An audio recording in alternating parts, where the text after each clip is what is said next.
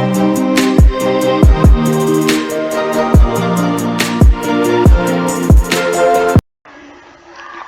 everyone, my name is Khushi Rastogi. Welcome to our YouTube channel Dear Academy. Today we will discuss about Newton-Grocery forward interpolation method. ये numerical method का lecture number 6 है. Okay, सबसे पहले इसका formula देखते हैं, फिर मैं आपको एक क्वेश्चन बताऊंगी और मैंने होमवर्क के लिए भी आपको 2 क्वेश्चन दिए हुए हैं एज अ प्रैक्टिस. प्लीज इस क्वेश्चन को सॉल्व कीजिएगा एंड किसी भी प्रकार की, किसी भी टाइप की कोई भी प्रॉब्लम हो, कोई भी इशू हो तो आप कमेंट कर सकते हैं मुझे. मैं उसकी लेक्चर आपको प्रोवाइड कर दूंगी, यूट्यूब पर अपलोड कर दूंगी. ओके, चलिए सबसे पहले इस फॉर्मूला की बात करते हैं. F of A plus U H is equal F of A plus you del F A plus U U minus one del square F A upon factorial 2 plus u minus 1 u minus 2 divide factorial 3 del cube fa plus u minus 1 u minus 2 u minus 3 divide factorial 4 del की power 4 fa plus u minus 1 u minus 2 u minus 3 u minus 4 divide factorial 5 del की power 5 fa plus dash dash dash. Numerical methods में आगे आप जितने भी formula पढ़ने वाले सब बहुत ही टफ है, इसलिए मैं उनको इजीली कैसे लर्न करते हैं उसकी ट्रिक बताती हूँ. सबसे पहले आपको अपने माइंड में सेटअप करना है F of A plus you.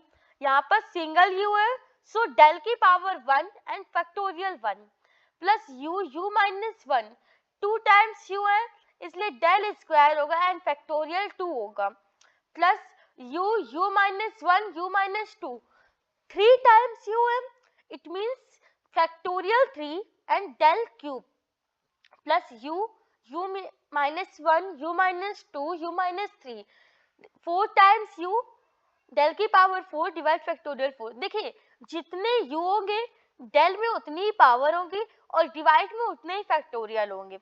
बस यही कॉन्सेप्ट आप याद कर लीजिए. जितने u होंगे del में उतनी ही पावर होंगी और डिवाइड में उतने ही फैक्टोरियल होंगे. फॉर्मूला आपको पता चल गया. क्वेश्चन 1 पर आते हैं. मैंने पहले भी कहा मैं क्वेश्चन आपको बताती हूँ, बाकी 2 क्वेश्चन आपको ऐसा प्रैक्टिस करना है. कोई भी इशू हो आप प्लीज कमेंट बॉक्स में बताइएगा. ओके, क्वेश्चन देखते हैं. Find the sale in year 1934 by using Newton Gregory forward interpolation method. अच्छा, मैं एक बात और बता दूं आपको, प्लीज नोट डाउन कर लीजिएगा. यहाँ पर तो आपको दिया हुआ है कि इस क्वेश्चन को आपको न्यूटन ग्रोकरी फॉरवर्ड की हेल्प से सॉल्व करना है, लेकिन अगर एग्जाम में इतना दे दे find the sale in year 1934, उस कंडीशन में आप क्या करेंगे? उस कंडीशन में आपको कैसे पता चलेगा कि मुझे इस क्वेश्चन को न्यूटन ग्रोकरी फॉरवर्ड से ही सॉल्व करना है? ये मैं बताती हूँ कि तब आपको कैसे पता चलेगा. तब आप जो आपको डेटा दिया है, जो आपको क्वेश्चन दिया है, उसके बीच का इंटरवल देखते हैं क्या है. अगर क्वेश्चन के बीच का इंटरवल सेम हो तो Newton Gregory forward interpolation method का यूज करते हैं. देखते हैं पहले 1931, 1941, 1951, 1961, 1971, 1981. सभी के बीच में जो इंटरवल है वो सेम है. सभी के बीच का इंटरवल 10 है. प्लीज नोट डाउन कर लीजिए बात. जब इंटरवल सेम हो तो उस कंडीशन में Newton Gregory forward and Newton Gregory backward interpolation का यूज करते हैं. 2 पॉइंट नोट कर लीजिए, मैं बोल रही हूँ. फर्स्ट पॉइंट, जब इंटरवल सेम हो तो Newton Gregory forward and Newton Gregory backward interpolation का यूज करते हैं. एंड जब इंटरवल अनइक्वल हो यानी इंटरवल सेम ना हो तो Newton divide and difference interpolation का यूज करते हैं.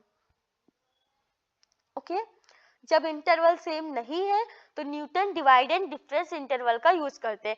मैं इसकी भी वीडियो अपलोड की हुई है Newton divide and difference interpolation की, प्लीज आप ये देख लीजिएगा. ओके, चलिए इस क्वेश्चन के सॉल्यूशन पे आते हैं. सबसे पहले फॉरवर्ड डिफरेंस टेबल बनाते हैं. अच्छा, ये बताइए कि यहाँ पर फॉरवर्ड डिफरेंस टेबल ही क्यों बना रहे हैं? बैकवर्ड भी तो बना सकते हैं. नहीं, क्यों नहीं बना सकते? देखते हैं. आपसे पूछा गया 1934 की सेल और आप जरा क्वेश्चन में देखिए जो आपको डेटा गिवन है. 1934 स्टार्टिंग में ही आ रहा है, तो अगर स्टार्टिंग के डिजिट्स आ रही हैं तो फॉरवर्ड का यूज करते हैं। अगर आपसे यहाँ पे 1974 का डेटा पूछते हैं तो फिर आप बैकवर्ड का यूज करते हैं।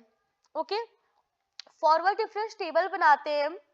मैंने आपको प्रीवियस लेक्चर में forward difference table and backward difference table create करना सिखाया हुआ है।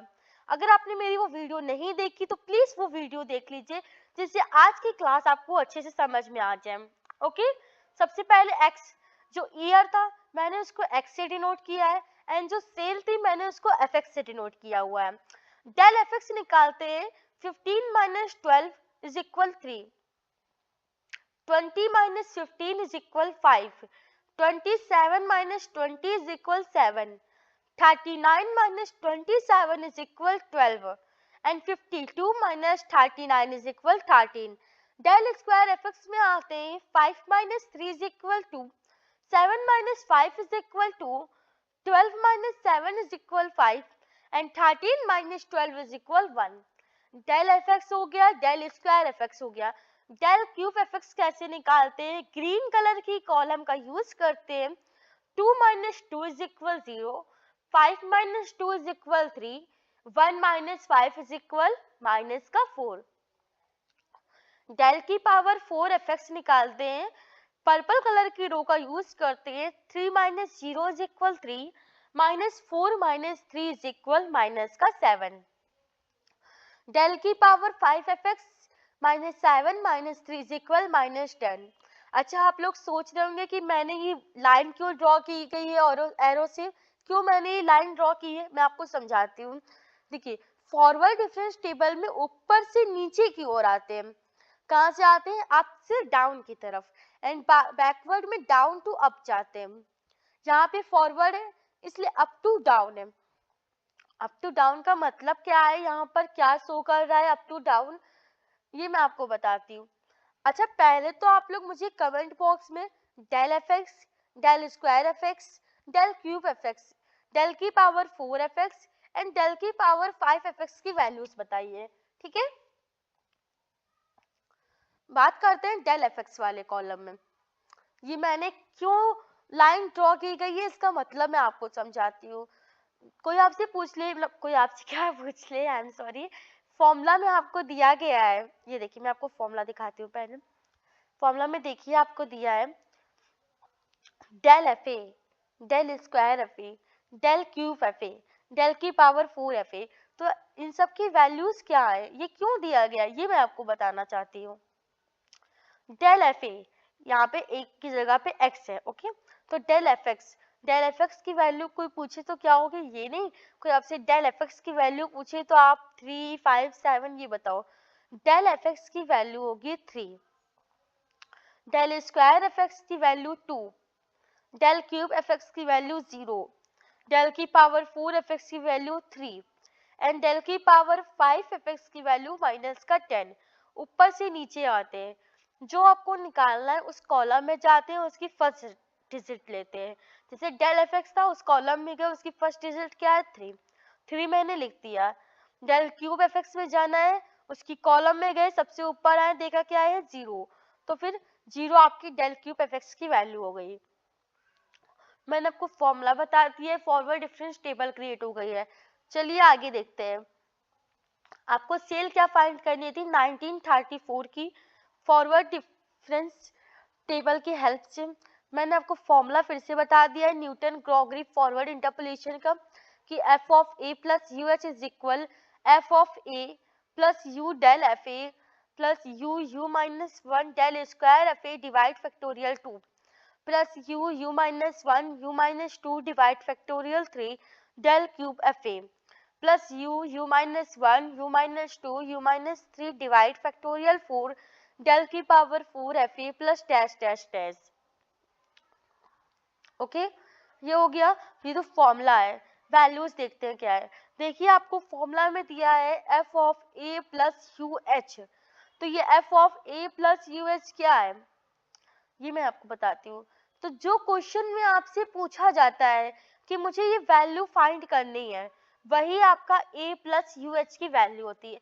आपसे पूछा गया था find the sale in year 1934, तो 1934 ए प्लस यू एच की वैल्यू है।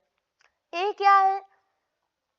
19 टेबल में आप देखिए 1934 से पहले मतलब प्रीवियस की और सबसे नियरेस्ट जो वैल्यू होगी वो ए की वैल्यू होगी। 1934 से प्रीवियस एंड नियरेस्ट वैल्यू जो होती है वो ए होता है, यानी ए इज इक्वल 1931। एच इंटरवल 10 दिया हुआ है, आपको ए पता चल गया, एच पता चल गया, ए प्लस यू एच पता चल गया। इससे हम यू फाइंड कर सकते हैं। ए की वैल्यू रख दी 1931 प्लस यू, एच की वैल्यू रख दी 10 इज इक्वल 1934, तो यू की वैल्यू आ गई 0.3। आप सभी की आ गई है? अब प्लीज साइंटिफिक कैलकुलेटर लेकर बैठिए, अब इसकी कैलकुलेशन का वक्त आ गया है, टाइम आ गया है। चलिए, f of a plus you h, a plus U H की प्लेस पे f of 1934 is equal F of a की प्लेस पे 1931 प्लस यू की वैल्यू पता है 0.3, डेल एफ ए यानी ए की जगह पे क्या है 1931, del F of 1931 plus 0.3 minus 1 divide factorial 2 del square F of 1931 plus 0.3 minus 1 0.3 minus 2 divide factorial 3 del cube F of 1931 plus 0.3 minus 1 0.3 minus 2 0.3 minus 3 divide factorial 4 del की power 4 F of 1931। ये values आपको पता चल गई है। Plus 0.3 minus 1 0.3 minus 2 0.3 minus 3 0.3 minus 4 divide factorial 5 del की power 5 F 1931। आपने जितनी वैल्यूज थी सारी वैल्यूज फॉर्मूला में पुटअप कर दी है। अब चलिए इसको सॉल्व करते हैं। अच्छा ये बताइए डेल एफ ऑफ 1931 की वैल्यू क्या है? डेल स्क्वायर एफ ऑफ 1931 की वैल्यू क्या है? डेल क्यूब एफ ऑफ 1931 की वैल्यू क्या है? तो अभी मैंने आपको टेबल में बताया था कि अप टू डाउन जाते हैं, मैंने आपको बताया था। ये देखिए डेल एफ ऑफ एक्स की जगह 1934 है, तो डेल एफ ऑफ 1934 की वैल्यू क्या है 3, डेल स्क्वायर एफ ऑफ 1934 की value 2, del cube F of 1934 की वैल्यू 0, डेल की पावर 4 1934 की वैल्यू 3, डेल की पावर 5 1934 की वैल्यू माइनस का 10। चलिए सॉल्यूशन देखते हैं। f of 1934 is equal 12 plus 0.3 multiply 3 plus इन सभी को सॉल्व करना है। सो प्लीज पहले आप लोग कैलकुलेटर लेकर बैठ जाइए, फिर हम लोग मिलकर सॉल्व करते हैं। ओके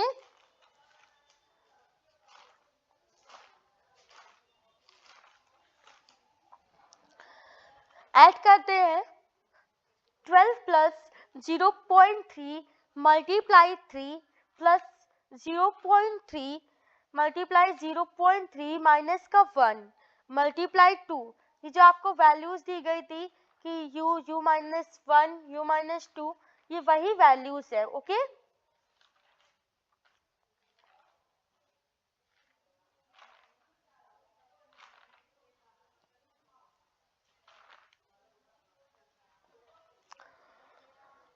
प्लस 0.3 माइनस का 1 मल्टीप्लाई 2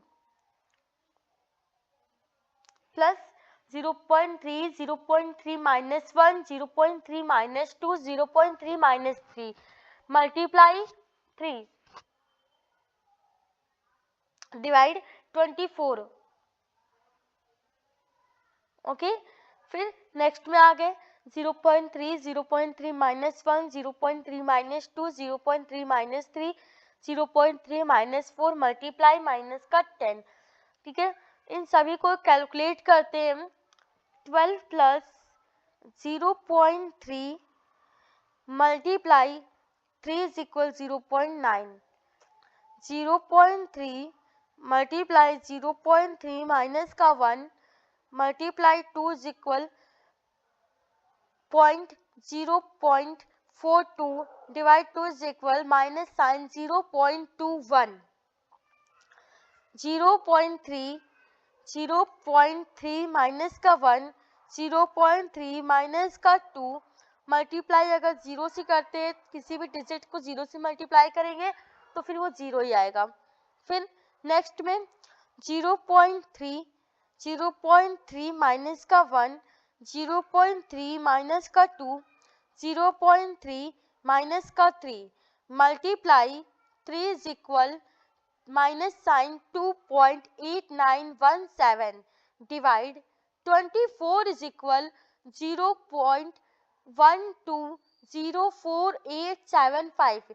लेकिन मैं यहाँ पर पॉइंट के बाद 5 डिजिट तक लिखती हूँ माइनस 0.12048 फिर प्लस 0.3 माइनस का 1 0.3 माइनस का 2 0.3 माइनस का 3 0.3 माइनस का 4 multiply minus 10 is equal minus sign 35.6643 divide 120 is equal minus sign 0.2972025। इतनी लंबी सी डिजिट आ रही है लेकिन पॉइंट के बाद 5 डिजिट तक लिखते हैं माइनस साइन 0.29720। ये आपकी हो गई f ऑफ 1934 के इक्वल।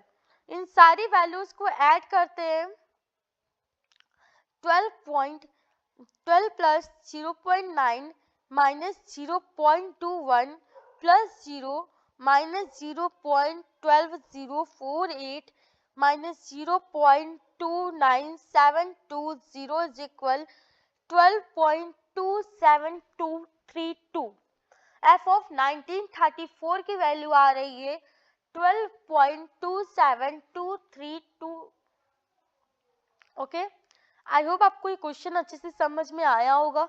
मैंने आपसे पहले भी कहा था, मैंने आपको प्रैक्टिस क्वेश्चंस दिए हुए हैं, ये दोनों ही आपके प्रैक्टिस क्वेश्चन हैं। प्लीज़ इनको अच्छे से सॉल्व कीजिएगा। कोई भी प्रॉब्लम हो तो प्लीज़ कमेंट बॉक्स में बताइएगा। ये दोनों ही क्वेश्चन आपके एग्जाम के लिए बहुत ही हेल्पफुल रहेंगे। ओके, अगर आपको कोई भी प्रॉब्लम हो आप बता सकते हैं, मैं उसकी वीडियो अपलोड कर दूंगी। ओके, अगर आपको वीडियो अच्छी लगी हो, आपके क्वेश्चन समझ में आए हो तो प्लीज़ लाइक एंड सब्सक्राइब कीजिएगा और अपने फ्रेंड सर्कल में भी शेयर कीजिएगा। Thank you so much. Radhe Radhe.